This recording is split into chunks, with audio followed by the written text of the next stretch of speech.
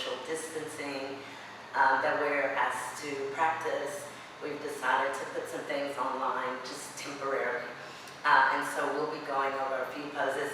One more thing I'd like to say is Energies Balance is still open for in-class, person-to-person classes or private lessons even, if that's something that you're interested in, while we work to get over this whole situation with the coronavirus. If you are healthy and you want to come to class, just know that everything has been disinfected and will be done so every day after every use. So feel free to continue to come to class or use this as an option to keep yourselves healthy, which we need to do. Because we were self-quarantining and self-distancing, doesn't mean that we lose our practice. Remember that yoga is key to immune health, so keep your practice. So this mat in front of me is set up with everything that we normally use in class, in person. This mat is set up with things that you may have around your house in case you don't have all these things here. So I've got just a regular pillow from the bed, which you can also use a couple of pillows if one is not enough. I've got a long sleeve shirt, flexible shirt, that can be used as a yoga strap. And by the way, this was found and lost and found. So if it's yours, I apologize, but I do like it. And I also kept it on open for view, as someone could claim it for like 2 months. So here I've got 2 books, same size. You want everything to be the same size. And I've got 2 cans of vegetables. And for comfort of the hands, I put a couple of washcloths over these. Back here, I've got just a regular chair that you may find at your house. Also, you can use things like a dining room chair would probably be pretty good if you don't have the metal yoga chairs. I've also got a second pillow that's just like a throw pillow from the sofa or whatnot. So these are some of the things that you guys can use if you don't have blocks, if you don't have yoga belts, if you don't have blankets, yoga blankets and yoga chairs and all of that thing. And I know that most of you will not have the yoga wall, but keep in mind you will need a regular wall. Just a wall to put your heels against, or a wall to put your legs up, or a wall to put your hands on. So that is going to be something that definitely you will need. So giving you guys time to prepare for that, and then we'll start practice. We're going to start class today in Sukhasana, easy seated pose. So you need a couple of blankets, you need your pillows from your bed to sit on top of. So let's get going. So we'll cross our legs at mid-shins. So line the middle of your shin bones up with the top edge of your yoga mat. This is not mid-shins. This is not mid-shins. So bring your heels away from your props, away from your blankets, and so that your heels are out in front of you and you cross your legs at mid-shins. Look for the center of your kneecaps to move straight out in front of you, and then you'll lean over one side to the other. Take the hand, upper hamstring, lower buttock. Rotate out and draw back. Again, lower buttock flesh and upper hamstring muscles, and take the time to do this. Slowly rotate the lower buttock flesh out and then draw back so you feel this movement from your outer knees to your outer hips. Your feet are out in front of you, and also make sure that you're seated right in the center of your blankets. I'm going to shift forward and take my hands to the feet. I want to turn the soles of my feet up towards the ceiling. Turn the soles of your feet up towards the ceiling. Use both of your hands, and the base of the toe joint will rotate, big toe joint will rotate towards your mat. The base of your pinky toe joint comes up away from your mat, and then draw your upper legs down. We'll bring our hands against our blankets or into your yoga mat, but keep your elbows bent to lift your side rib cage. Guys, I'm going to turn my blankets to the side just so you guys can have a side view of this position.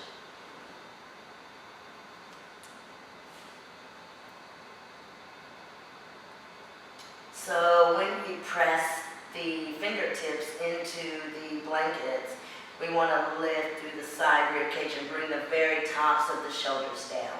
Draw your abdominal wall back. Draw your tailbone down here so that you have length and space in the upper back. And from here, you'll take your gaze forward, bring your chin level to the mat, and we'll take our hands together in Namaskarasana, the prayer position at the heart. So here, we want to bring the thumbs down so that they're at the lower part of the breastbone, and tuck the arms in. Just take a moment here to find your breath. This is Ujjayi breathing, so it's a slight audible inhalation. You move your inhalation out into your outer body.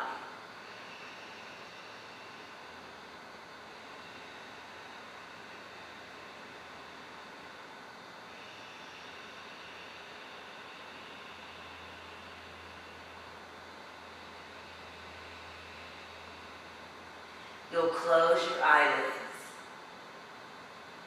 Take a few more moments here to center yourselves, letting go of any stress or any tension that you may be holding here.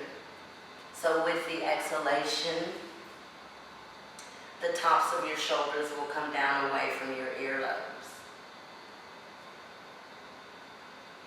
And as you inhale, you want to deepen this inhalation and move it into your outer rib cage or your intercostal muscles, the muscles between each rib, so your inhalation expands. Take this very slowly.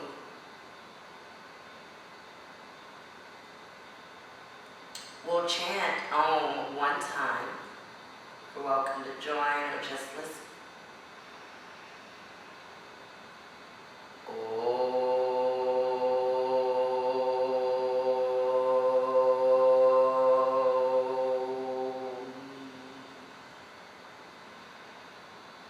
Bow your head, bringing your chin to the groove of your neck while maintaining the lift of your breastbone. You'll bring your hands down to the very tops of your legs, still lifting your side rib cage. You'll center your head, and with a soft, slow exhalation, you'll open your eyelids and release your hands. We'll start right away in a Sukhasana fold.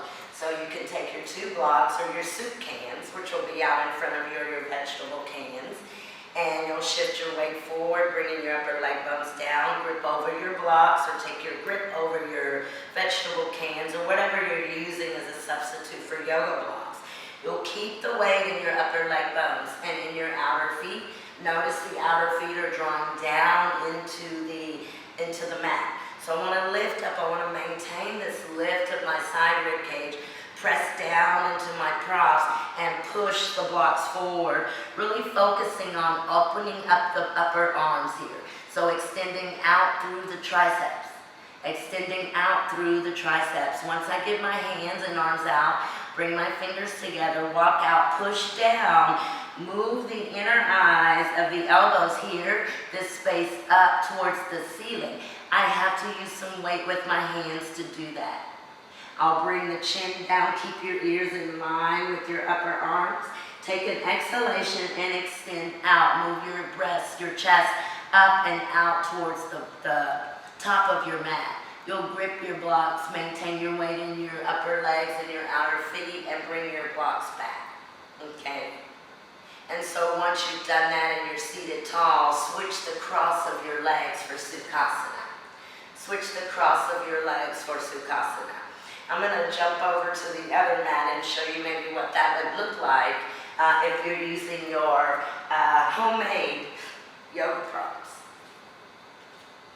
Coronavirus survival props. Keep in mind you may need 2 pillows for this instead of 1.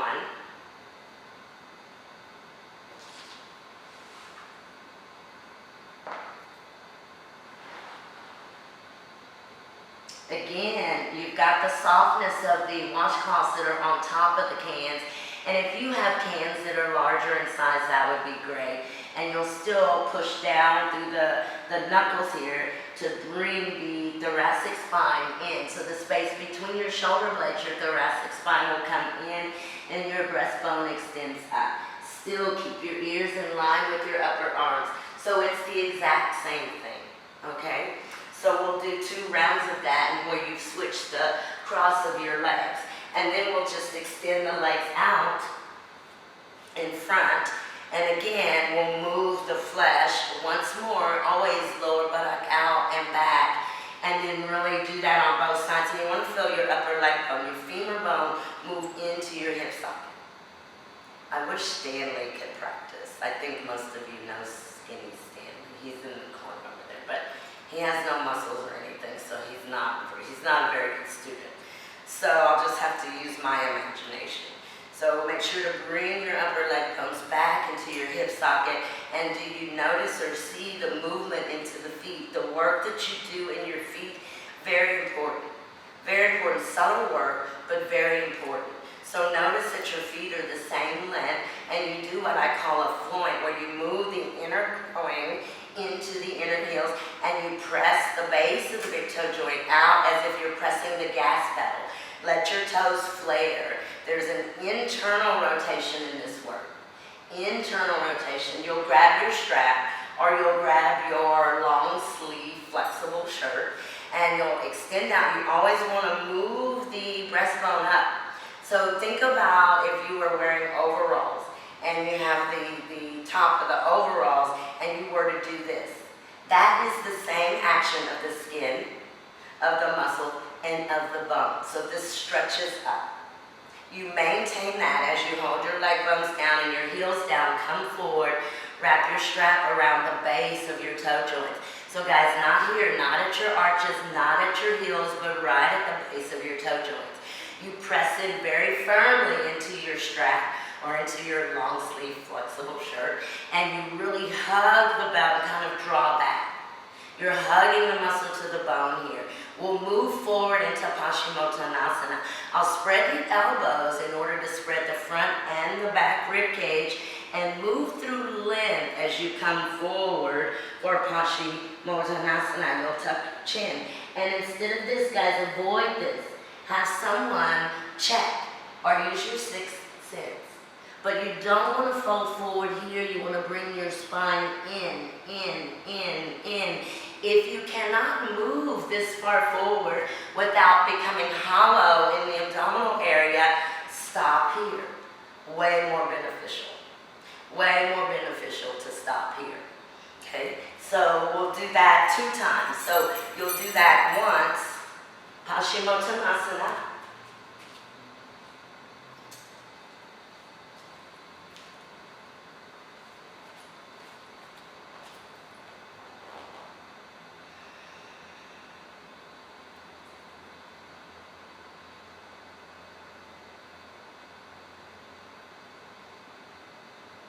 So twice, Paschimottanasana.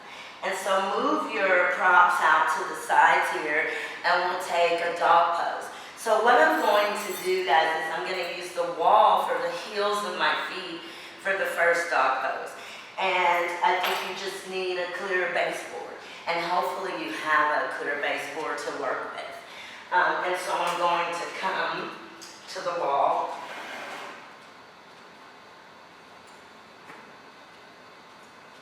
And I'm going to start standing with my back to the wall, and I'll step kind of forward, bend my knees, and bring my hands down onto the mat. And then I'll take my heels back against the wall and down so that the center of your heel bones are down. I have my arms about shoulder distance apart, and I want to really push the center of my heel bones down and back into the wall. Make sure that you're straightening your kneecaps. So straightening your kneecaps, drawing the kneecaps up, drawing the quadriceps up, and lifting through your inner legs. So the same exact thing that we always do when we practice dog pose. You're using the wall so that you can really draw your heels not just down, but back. Not just down, but back. So we'll take a few breaths there in dog pose. Again, you can relax your thumbs here as you draw your heels. So not here, guys, back. Back. So a side view of that with the invisible wall, in case some of you are working with an invisible wall, would be here. In case some of you are working with an invisible wall, your heels would still come down and back. So that's really drawing your outer feet and your heel bones down and back into your wall. Maintain that, really that weight in your inner outer feet and your center heel bones. Okay? Great. So we've done our dog pose, so go ahead and come standing and find your clear wall, whatever that may be, and we'll do our hand to wall pose, okay? So you'll stand with the right hip to the wall, and you want to stand in Tadasana. And I know that this may be a hard thing to do without me there guiding you through this so that everything is nice and perfect, but I'm not there, so what I want you guys to do is make sure you're pressing all four corners of your feet into the floor, into your mat. You'll extend your right arm out to the wall, and you want a nice straight elbow. You also want to make sure that your shoulder and your wrist are in line. So in other words, you just want to be here. You want to come straight out from the arm bone out into the wall. You'll separate the fingers, spread the thumb, and push into the wall. Now here, you're still doing that whole rotating of your upper back or arms up like you did in dog pose. So still this. Actually, we did it in Sukhasana, forward fold. But that's so that we can get that concavement in the thoracic spine, that space between your shoulder blades. Very important. So as you're here, spread your fingers and focus on your inner and your outer wrist bone moving into the wall. That extension coming from your armpit through the upper arm into the inner. Here the inner wrist bone and the outer wrist bone. So imagine if you don't have a wall and you're using an invisible wall, push through into your invisible wall. The back of the arm rotates up. You'll turn your fingers. Once we've come here, we'll turn our fingers to face behind us. Again, you'll keep that work in the inner and the outer wrist. You'll bring the fingers to face down. Again, you'll keep the work in the inner and the outer wrist. Really try to use the heel of the hand. A test for whether you're really using the heel of your hand, which is here, is if you can lift your fingertips out, away from the wall. That's not easy. So you'll do that full rotation, fingers up to the ceiling, fingers to face behind you, fingers to face the mat. When you're doing your hand to wall, you want to make sure that your elbow is straight. So you're not bending your elbow, but also you're not hyperextending. You see? So if you have shoulder issues or you've got something pretty serious going on in your neck or your shoulder, you can do this same pose with your fingertips against the wall. Okay? So we'll take fingers up, fingers behind, fingers down. We'll turn the fingertips back up. This is your right arm. We'll take the left hand to the head, bring it over so you're moving more towards your right ear, and you'll move your left ear to your left shoulder. Continue to press the wall. Continue to press the wall. And once you've moved your head over your left ear to your left shoulder, we will tuck the chin so the chin is moving towards the left armpit. You'll bring the chin bone down towards the armpit and open up the back of the neck, posterior scalenes, levator scapula. Okay? And so once you've done that on your right side, please switch to your left side. Please give these equal amount of time. So you want to make sure that you do your left side just as long as you do your right side. Okay? And so once we've done that, we'll do another kind of shoulder arm opener, which is hopefully you guys have a wall. If you don't have a wall, you can use a door frame. You'll take the arm back and kind of hook onto the door frame. Okay? If you do have a clear wall, you would come here with your arm behind you, and you want to roll your upper arm bones with the head of the humerus back and down. You want to draw your shoulder blade in and down, and then move into your sacrum, so bring your sacrum in and up. Almost like an upward facing dog, okay? So bring the right arm back, and the higher the arm, the more intense. So the higher you have your hand up, the more intense that work will be. You can bring your arm down so that it's more leveled with your shoulder or even lower, okay? So when you come here, we'll take a few breaths. I'll tell you guys when to come out of this. Move in, turn the arm bone down, and bring your shoulder blade in. Lately, we've really been working on moving that lateral edge of your scapula in. So that's this edge of the scapula kind of comes into the body and almost down, okay? So switch sides. Go to your left side here and do the exact same thing. You take the arm behind, you roll the upper arm bone down, you tuck the lateral edge of the shoulder blade of the scapula in, and you open up the chest, okay? So please take, again, the same amount of time that you used on your right side. Please do the same thing on your left side. Do a little lunge, not little, but we are going to take a lunge. So I've got my 2 blocks. You guys, if you don't have blocks, get your substitute, your vegetable cans, or whatever you're using to substitute for your blocks. Blocks are important. Blocks or something underneath your hands to make your arms longer is important, okay? So I'm going to bring my blocks out in front of me, and I'm going to step my right leg up and into a lunge, and then I'll bring my back leg up, my back kneecap up here. I want to really press down into the front foot, which is my right foot, and draw the outer right hip, outer right foot back. So that work comes here where you pull the outer foot back. So I'll face this direction.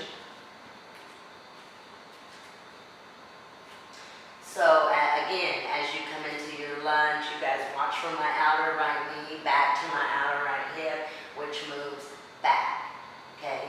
So there is also this energetic pulling of your feet towards each other, your front foot moving back towards your back foot, and your back foot moving towards your front foot. We will really press back into the inner heel bone. So you'll come from here and then really extend your left heel bone back. Lift your left thigh bone up towards the ceiling, engaging your inner leg, okay? So we will hold that lunge for a moment. And then we'll come down with our back knee, which is our left knee, by moving from the inner groin down to your mat. Those of you who've been in practice recently, we've been doing this a lot. So you move from your inner back groin down onto your yoga mat, which would be like this. Take your time. Your knee will come last. Your knee will come very last. Your left knee comes very last. You're really moving from your inner groin, from the inner part of your left leg. Please do not let your knee flop down onto the mat. Control this with your inner leg. You'll bring your back knee down very slowly, which at this point is your left knee. Then you'll flatten your back foot, bringing all 5 of your left toenails down onto the mat. This knee is now bent so that the shin bone, the knee is coming a little bit forward, okay? And that's what we want in this one. I'll move my hands up, lifting the navel, moving my navel up away from my pubic bone. I'll bend this knee, take the arms up, palms face one another, press the palms together in Urdhva Namaskarasana, lean back. And we'll switch sides, okay? So bring your left knee up, take your right foot back, and switch this. So you'll do the exact same thing now with your left knee that's in front. Your left foot is in front. Remember to drag your outer foot back like this. When I refer to the outer foot, it's that pinky side of your foot, the outer foot. So please, as you press your left foot into the mat, draw your outer left hip back. Tuck your feet in so your feet move towards one another. You're not moving your legs. Don't move your legs or don't move your feet, but squeeze or draw in towards your midline. And then now begin to bring your inner right groin down. So you're leading from the inner thigh. You're leading from the inner groin. Don't worry about the knee. Keep weight in the heel. Make sure you keep weight in your back heel bone, which is now your right heel. Go ahead and slowly, taking your time, let your back knee come grounded. Very slowly. Once your back knee comes grounded, remember to take all 5 of your toes down into the mat so that you're pressing with the toenails and turning your outer back hip in. So your right outer hip rotates internally from your outer thigh to your inner groin, internally, to give you space in your low back. You'll come all the way down, and then you'll bring your hands up. So you let your hands move up away from your blocks. I want you to really kind of lean into this. Move your navel up away from your pubic bone. When you bring your arms up, really reach out first. Take the arms up strongly, hug the muscle to the bone to bring your palms together. You want to press through your fingertips. Take a few deep breaths here. Guys, as you move into this, it's kind of like a lunge, I would say. Okay, so you take a few breaths there. Very good, and then you can come out of that, and we'll move into our next pose, okay? Which will be Supta Padangusthasana, everyone's favorite, and one that we do all the time, okay? So for Supta Padangusthasana, you'll get your long sleeve flexible shirt, or you will have your yoga strap, or anything like that. Maybe you have a belt from your pants. I don't know if those exist anymore. That could be back from the mid-80s or so. But if you have a belt for your pants, that would be usable too, or your shirt. Okay? So you'll come supine.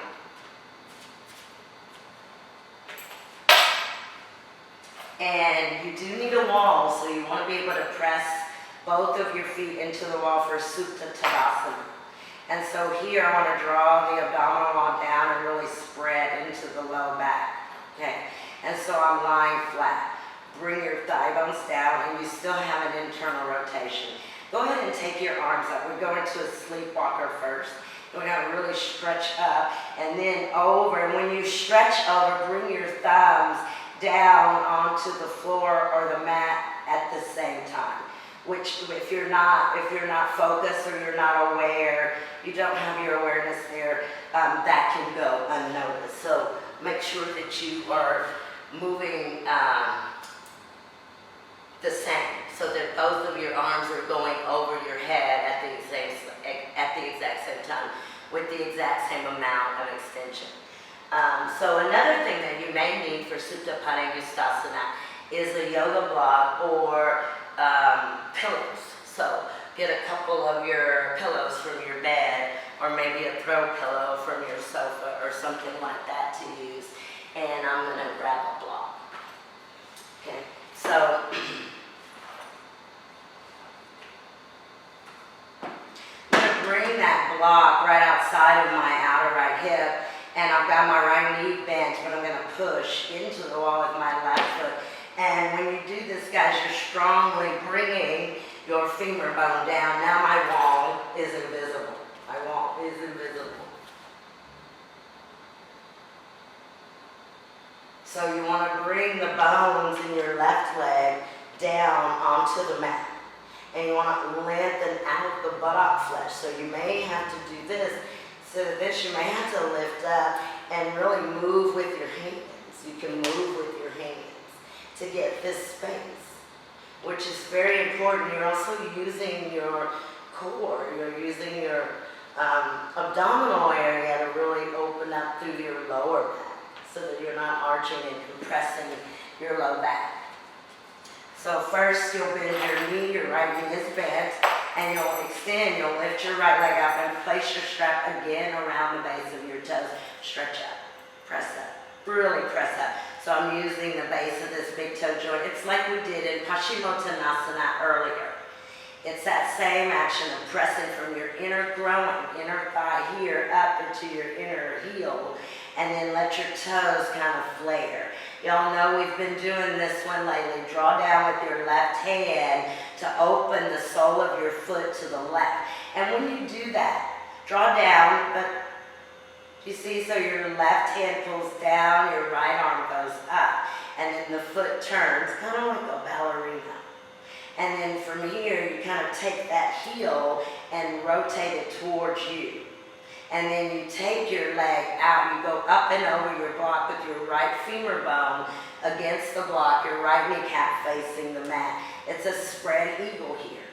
It's a spread eagle here. So as you press your left foot, move the entire left side of your body to the left. So your left back rib cage comes down, your left femur bone comes down, your left thigh bone comes down, your left foot works. You'll bring your leg up, keeping your kneecap straight. This is tough, but you'll turn, and you can even use your hand. You want to rotate the sole of your foot down towards the mat, especially this part, the outer part of your foot.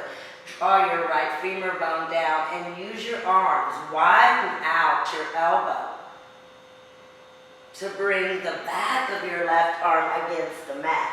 Very important that you keep an open chest. You keep your breastbone open. So I'll show you what it looks like. As you're doing, you do your right side and then move over to your left side as I'm talking, okay? So you'll take your left leg up and place your strap around your left foot. But when you're lying in a supine position, guys, you still want to lie flat. So in other words, you do not want your outer arm bones to move. You want to spread your shoulder blades, spread your inner chest, and spread those arm bones against the mat because you want to use them. See, so here, as opposed to here. So an example, this is what this looks like sitting up. This is what this looks like sitting up. And I may really be exaggerating. So hopefully you've gone with your left leg out to the left. Remember to turn the sole of the foot to the right. And you don't want to hyperextend your ankle when you're doing that. So when you're turning your foot, you don't want to hyperextend. You want to tuck your outer ankle bone in. You want to tuck your outer heel in. And you want to maintain, again, remember this was what would look like if your arm bones are away from your yoga mat in this supine position. So bring your left leg up and now take your left leg over to the right. Moving your leg bone down. Your leg bone must come down. And work to open or turn the sole of your foot down towards the mat. Don't forget to breathe. Don't hold your breath. You can do more. You can move a little bit more with each exhalation. Okay? So once you've gone there, bring your leg back to the center, and then you guys can exhale, release. And we'll do Supta Padangusasana. Now, I'm going to use a block. I don't think soup cans or vegetable cans would really work for this one. I don't think you should try it. So, if you don't have a block, maybe you just do this without a block, which is a fairly good challenge. To use a block, your feet can face your walls so that at some point you may be able to straighten your knees for for Setubandha Sarvangasana, using support. So I'll come supine, and again, you want to really spread the kidney band. You want to open up the lower part of your back. And then I'll bring my heels in and I come tippy-toe, and you lengthen at the lower, so it don't arch your back. That's not where, a back bend is not in your lower back. A back bend is here in your chest. So you're moving from here and you're keeping that length in the lower part of your back.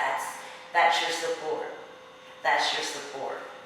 And so, and also as well as the abdominal. So as you come up, you open up the front of your legs and you place your block right at your sacrum, okay? And you'll know the joke. The sacrum is right above the plumber's cleavage. Ha ha ha. Y'all all know that joke, okay? And if you don't have a prop that you're doing that with, I would suggest phone books, but nobody has phone books anymore either, so I don't know. But this is a way that you can do it if you don't have a block. You would just, again, come supine, lift up, top of the buttocks reaches towards the lower part of the buttocks, engage the abdominals down, walk your heels in, so your heels are close to your sits bones, and you grab your feet. You take your middle finger and touch your heels. You can open, turn your palms up, keep them very gentle, so you're using the backs of your arms, and you will move your hips up. And as you get there, you can kind of tuck under so you have more space to do that. Okay. And do 3 of those if you're doing that without support. You can also do your supported Setu Bandha Sarangasana and then do a couple of rounds without support. Okay. So once you come from that, we'll come down again. You'll stay supine on your mat or on the floor, and we'll take a spinal twist. Now, I'm just going to put these together, kind of. You don't need 2 mats. I'm just going to use 2 mats. So again, you'll come supine, and this is just a supine twist. So I'll lift and tuck the tailbone, take the arms out, bring the feet up with the knees together. I'll take my knees over. I want to bring my knees over to the left, moving towards my left elbow. Here, this is the most important part, guys, and I think that, I don't know, this is really important here, that you bring your breastbone back up towards the ceiling like this.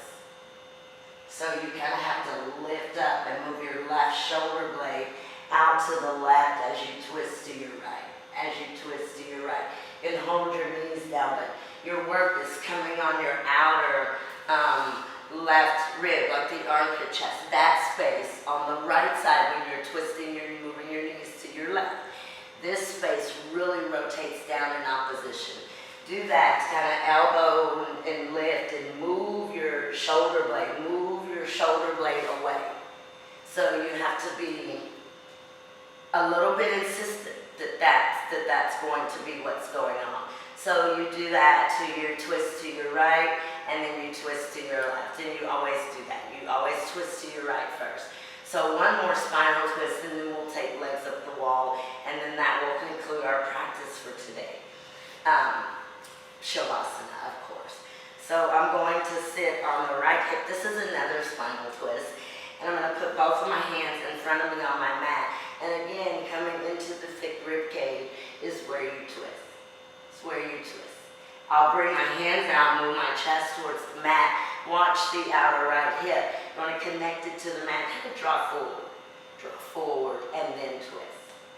Okay? I'm going to extend the right leg right out to the side. That's the hip that I'm sitting on, the right side. I'll take the left leg back. I'll lift the right hip, pressing the outer right foot down. Roll the hip down to give me space.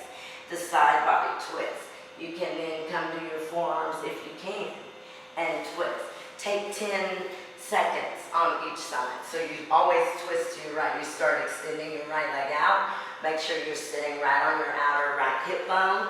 Make sure that you lift up and roll the hip down and sit right on the hip bone. The greater trochanter is where you want, what you want against your mat. Focus on your back heel as you're twisting in mat groups. So your outer back leg is doing an internal. It's doing an internal rotation. And think of your heel. Think of your back heel. Move through your back heel. Take an exhalation of your breath and switch sides. So once you come over to your other side, you'll do the exact same thing. You'll do the exact same thing on your second side that you did on your first side. Remember to take equal amount of time and equal amount of breath, equal amount of awareness, okay? And once we finish that, we will take legs up the wall. We'll take our legs up the wall, and that's a very kind of easy position to be in. Actually, I say that, but it's not that easy for everyone. So if you have a wall, remember you need the wall at least half of the wall. Always come in, and you can use your pillows to come onto as well. That pillow could be right against the wall, or even your blankets. Your blankets can fold like this and go right against your wall, or your pillow or pillows can do the same thing, okay? Or you don't need any of that, you can come against the wall. You put the hip to the wall, the side hip, you let your elbows come down, you turn and place your feet and your legs up the wall. You bend the elbows and scoot in.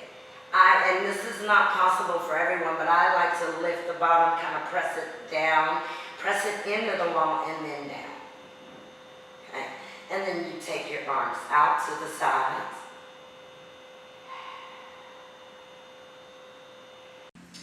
Okay, everyone, time for Shavasana. So what I've got for Shavasana is I have my strap. You can use your long sleeve flexible shirt and kind of tie it around your feet. You can also put your feet against the wall. Hopefully you have one blanket or something soft. It doesn't have to be a yoga blanket, but any kind of soft blanket to place underneath the back of your head.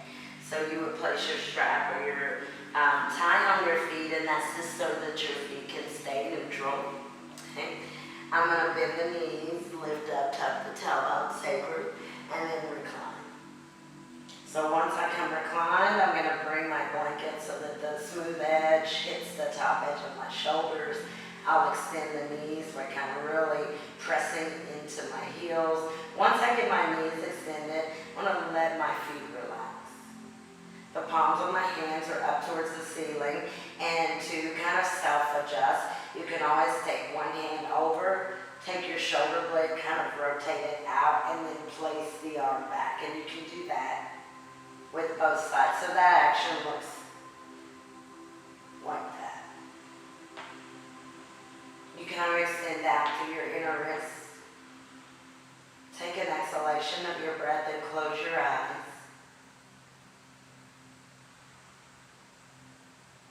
So as you exhale the breath, let go of any stress or tension you may be holding in the body. You want your arm bones, your leg bones, the bones in your hands and in your feet to be very heavy.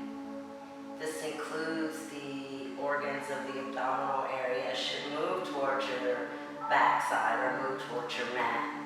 And your brain and your heart can also relax. The breath is very light here, and your five senses are drawing inward. So you can always set a timer for your Shavasana, or really make sure that you always, after every single practice, you take some time for Shavasana. And Shavasana, the corpse pose, is where you move everything inward. You kind of let go of everything. I always think of Shavasana as a surrender. So you surrender as you let go. And just a few more moments here.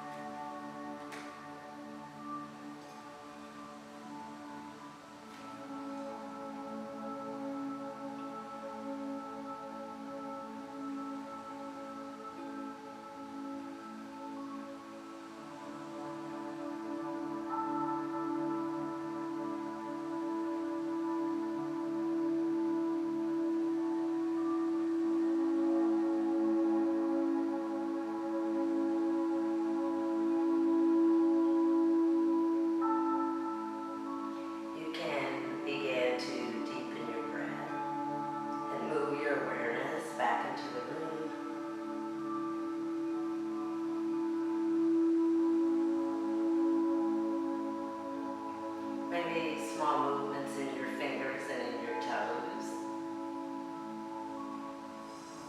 And slowly bend your elbows and bring your hands to your belly or even your heart. With an exhalation, stretch your arms over your head and take a full body stretch. Here in the full body stretch, you want to draw the abdominal wall down so that you have length in the lower back. Reach out through the fingertips. And then with an exhalation, you can release the arms to the side body and begin to bend your knees one knee at a time. You can bring your heels back towards your bottom. And then you'll bring your knees into your heart slowly, one at a time, and you'll wrap your arms around your knees in movements here. Gentle, slow, still very relaxed movements. Side to side or front to back. And then you'll roll over to your right side and hold in a fetal position. Use your right arm or your right hand that supports your head. And you rest here for a moment with your knees moving towards your heart. Bring your mat or the floor and bring yourself up seated. Any seated position that you would like here, keep this, your awareness inward and your mind kind of relax here. And then you can continue with your eyes closed, your hands can come heart, or maybe thumbs to your third eye. Or hands can rest at the very tops of your legs.